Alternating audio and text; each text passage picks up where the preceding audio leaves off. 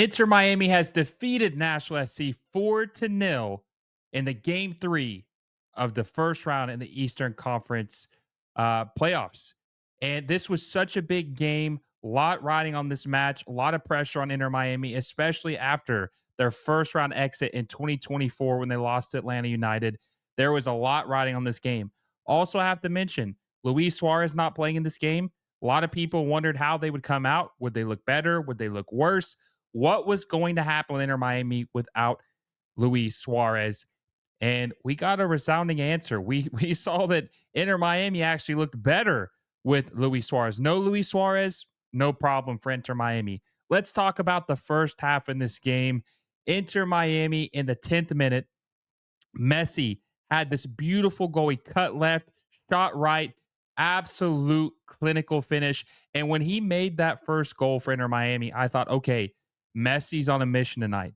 This is a different Messi. This is a Messi who is locked in, who's ready for revenge, to prove people wrong, that Inter Miami are not headed for another embarrassing first round exit in playoffs for back-to-back years. He wanted to prove everyone wrong, that he still has it, and that this team was built to compete in 2025. Hey, if you're enjoying the video, make sure you give it a like down below and subscribe to the channel if you haven't already.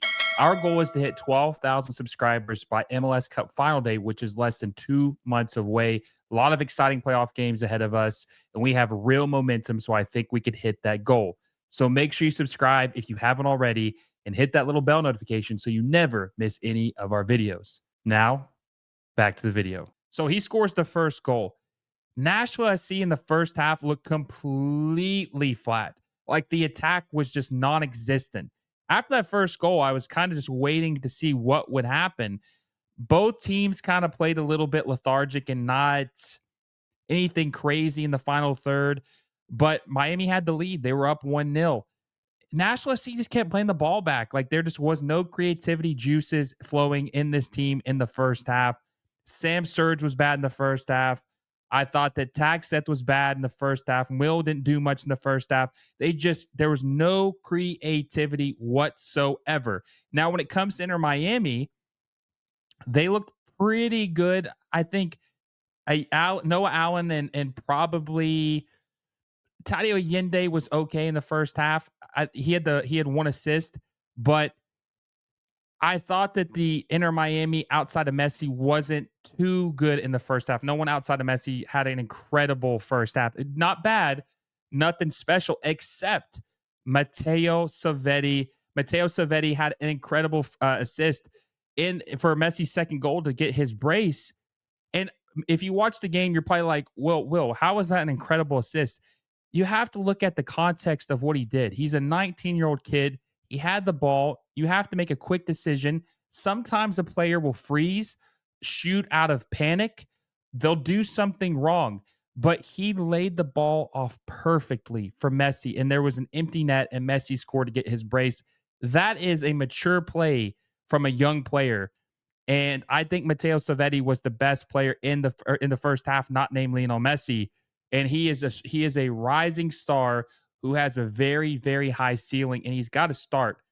I think if anything we learned in this, he has got to start going forward in this playoffs if they want to have a chance. Also want to shout out Baltasar Rodriguez. I thought he had a very good first half too. I thought he was lively and looked really good. And you just see the difference. You see the difference with this team when Luis Suárez's La Tortuga is not in the match slowing the attack down. They have to wait 20 minutes for him to run from the midfield to the final third to get set up in the attack. When they have Rodriguez, they have Silvetti, they have Allende, and Messi has the ball to be the playmaker, they just have so much more energy and they're so much better on the counter. It's way more fluid when these guys are playing versus when Luis Suárez is playing. So the attack dynamic was just way better tonight than what we had seen in previous games. And it's because the youth and the speed movement.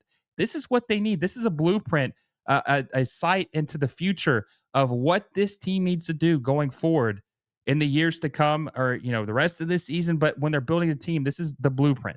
Speed and youth is your friend. That's what they need to do. I thought that Rodrigo de Paul looked pretty good tonight.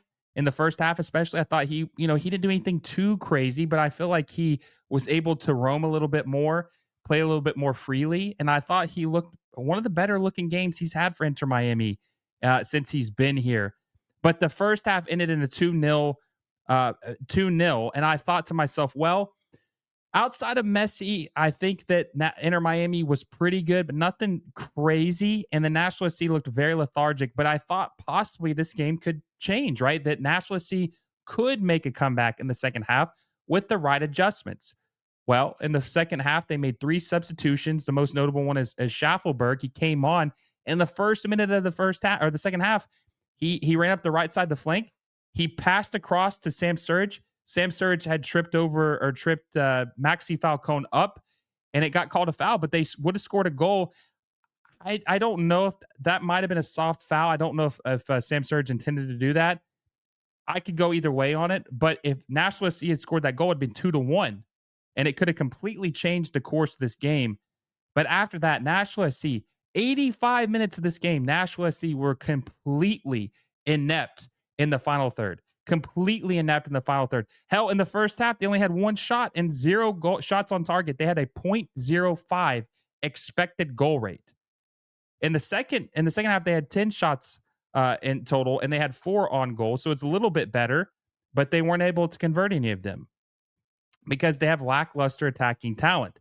So the second half, not much better. And then Allende was able to score in the 73rd minute for Inter Miami.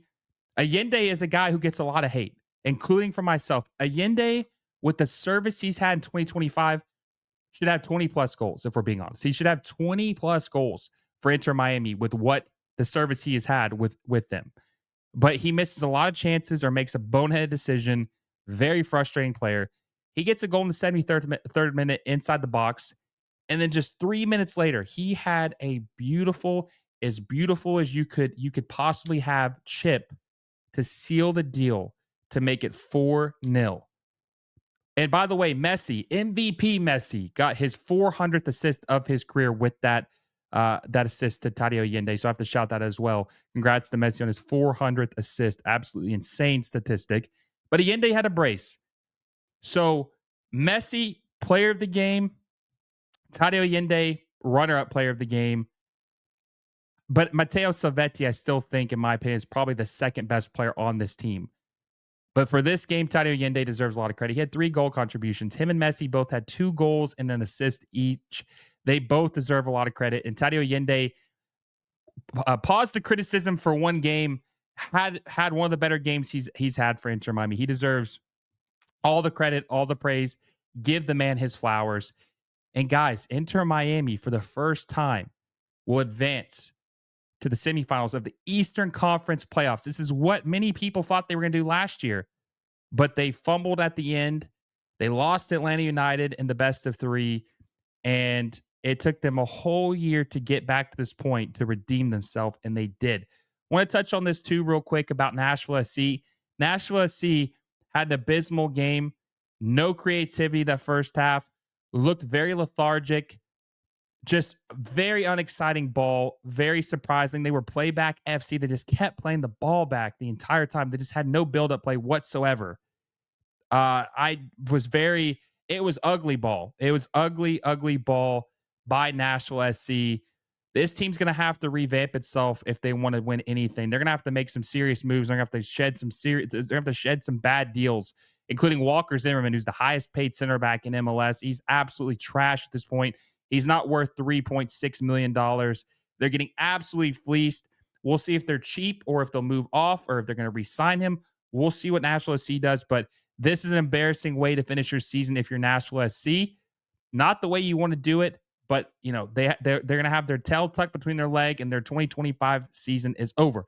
Now, as far as Inter Miami, with this win, they have a big matchup against FC Cincinnati, which is going to be in about 2 weeks.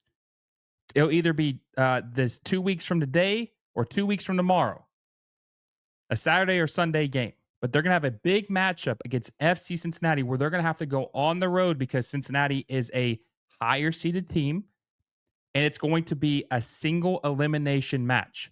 A lot riding on this game for if you're Inter Miami or Cincinnati. Win or go home. So even though they were able to get this or cross this barrier that had stopped them last year, it doesn't get any easier. It gets harder from here. One bad game and you go home. So they're going to take on FC Cincinnati in the semifinals of the MLS Cup playoffs in the next round.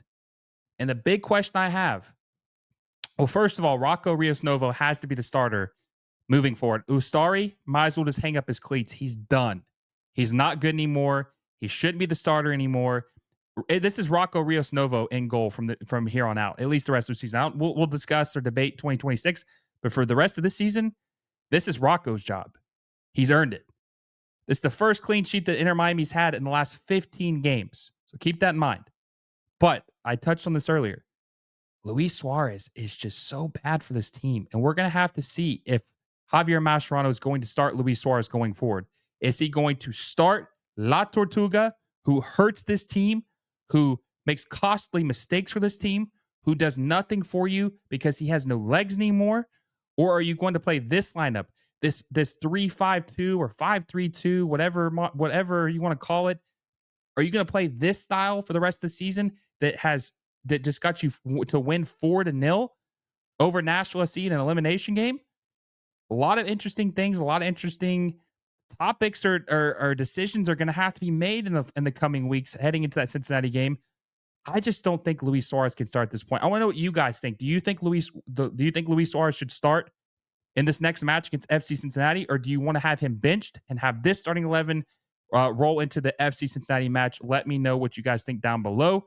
Also, who was your player of the game? Was it MVP Messi? Was it someone else? Was it Tadio Allende? Who was your best player of the game or your man of the match?